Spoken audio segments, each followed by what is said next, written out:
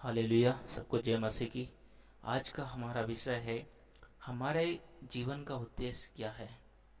और इसका दूसरा अर्थ भी हम बोल सकते हैं, हमारे जीवन का अर्थ क्या है, हमें क्यों इस पृथ्वी पर भेजा गया है। हम माँ के पेट से आते हैं, जन्म लेते हैं, संसार हमें बताता है कि बड़े होके ये बनना है, वो बनना है, क्या करना है। लेकिन क्या आपको पता है कि आपका उद्देश्य क्या है? जो आप कर रहे हैं, क्या वो सही है? आपको लगता है कि मैं पढ़ाई करूँगा, बड़ा बनूँगा, माँ बाप के सपने पूरा करूँगा, ये हमारा उद्देश्य है? बिल्कुल नहीं। हमारा उद्देश्य हमें कौन बता सकता है? जैसे यदि एक कंप्यूटर बना है, एक नया कंप्यूटर बना है, उसमें नई चीज़ लाई गई है, उसे कौन बता सकता है? वही व्यक्ति बता सकता है जिसने उस व्यक्ति ने उस चीज़ को बनाया है। हम उसको नहीं बता सकते क्योंकि हमने उसको देखा नहीं है और कैसे बना है जाना नहीं है। उसको वही व्यक्ति बता सकता है, समझा सकता है जिसने उस चीज़ को बनाया है। इसी प्रकार से हमें वही व्यक्ति हमारे जीवन का उद्देश्य बता सकता है जिसने हमें बनाया है। और हमारा बनाने वाला कौन है? यीशु मसीह, हमारा परमेश्वर। पूरी इतिहास गवाह है। आप बाइबल उठा के देखिए कि परमेश्वर ने अपने हाथों से इंसान को बनाया। क्यों बनाया? ताकि वो उससे संगति करे। और अदन की वाटिका में क्यों रखा था? ताकि वो उसमें काम करे और उसकी रक्षा भी करे। उसी प्रकार से आज हमारा भी उद्देश्य यही है कि हमारे जीवन ऐसा हो कि हम परमेश्वर की इच्छा के अनुसार चले, परमेश्वर जैसा चाहता है वैसा करें।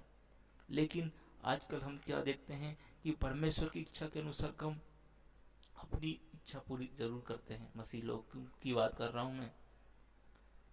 परमेश्वर को उद्देश्य जानते हो भी वो परमेश्वर के रास्ते पे नहीं चलते, क्योंकि उनको संसार बहुत मीठा लगता है। परमेश्वर के काम करना वो नाम के हैं।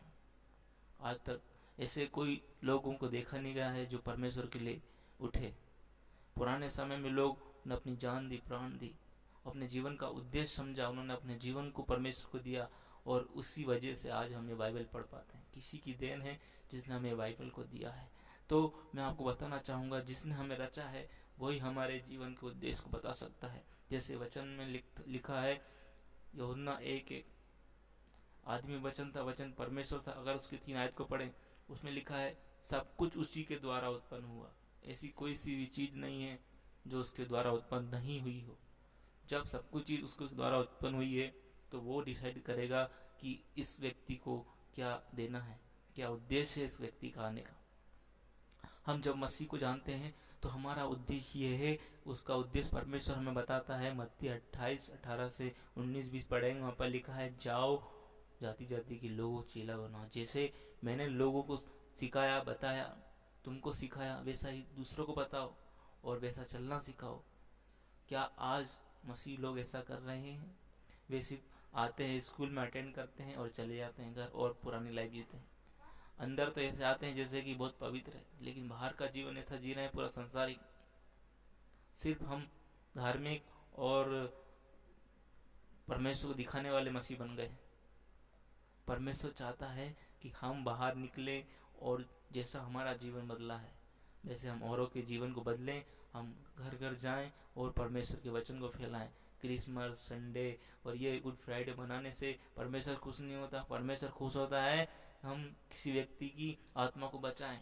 क्या आपने अभी तक किसी व्यक्ति की जान को बचाया है? नहीं बचाया तो आपका मसीह जीवन जीना और मरना लाभ नहीं है।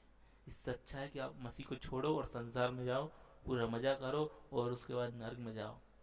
शर्म की बात तब होगी जब आप परमेश्वर के पवित्र लोग जानते हो भी नर्क में पहुंचेंगे। इससे अच्छा है कि मस्ती करके, मजा करके नर्क जाओ। कई लोग परमेश्वर में रहते हुए भी परमेश्वर के काम नहीं करते, अपना उद्देश्य से भटक चुके हैं। तो मैं उनसे कहना चाहता हूँ, अब परमेश्वर के पास आइए, रिकलेक्ट करिए और परमेश्वर के पास आइए और अपना जीवन परमेश्वर को दीजिए। आपके जीवन से, मेरा जीवन से परमेश्वर का एक ही उद्देश्य है कि जैसे उसने आपको बचाया है वैसे हम खड़े होकर दूसरों को बचाएं। परमेश्वर अब दूसरी बार नहीं आएगा। परमेश्वर अब दूसरी बार आएगा तो हमारा न्याय करेगा कि आपको जो जिम्मेदारी दी गई थी उसको आपने निभाया कि नहीं। जितने भी चेले थे उन्होंने पूरी दुनिया को हिला दिया। क्या मैं और आप परमेश्वर के लिए एक गांव को बचा नहीं सकते? एक गांव को गोद ले ले, वहाँ जाकर परमेश्वर की सेवकाई करें? नहीं, हमें अपनी पड़ी, हमारी पेट, हमारा घर, हमारी नौकरी। आजकल 99% लोग, मसीह की बात कर रहा हूँ, सब नौकरी बिजनेस में लगे हुए हैं, लेकिन किसी को परमेश्वर के काम की चिंता नहीं है। कुछ परसेंट लोग हैं जो परमेश्वर का काम ईमानदारी से कर रहे हैं, लेकिन कुछ परसेंट लोग नहीं चाहिए परमेश्वर को, पूरे 100% लोग चाहिए जो परमेश्वर के लिए काम कर सके, अपना जीवन दे सके। तो मेरा इस संदेश से बताने का मतलब ये है कि मेरा भी जीवन परमेश्वर ने बदला। मैं भी ऐसा ही था, लेकिन आज मैं आपके सामने प्रचार कर रहा हूँ, ये परमेश्वर ने मुझे अगुवाई करा कि ऐसा करो, इसलिए मैं कर रहा हूँ। मैं अपनी मर्जी से नहीं कर रहा हूँ, इसमें मेरी मर्जी नहीं, खुदा की मर्जी है। ताकि मेरे बोलने से अगर आपका जीवन बचता है तो मेरा ये वीडियो बनाना कारगर हुआ। इसलिए मैं सबको उत्साहित करता हूँ और रिकमेंड करता हूँ कि आप खड़े होइए, आप ऑनलाइन आइए, जैसे आपसे हो सकता है वैसे करिए, लेकिन परमेश्वर के राज में अपने काम को करिए।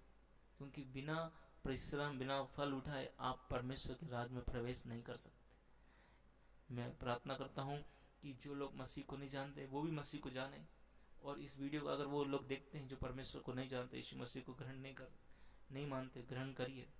क्योंकि आप जगह जगह जा जाकर भटक गए हैं, लेकिन आपके जीवन में कोई बदलाव नहीं आया। लेकिन अगर आप यीशु मसीह के पास आते हैं तो आपको कहीं जाने की जरूरत नहीं है। आप घुटनों पर बैठिए, प्रार्थना करिए, वो परमेश्वर आपके जीवन को बदलेगा।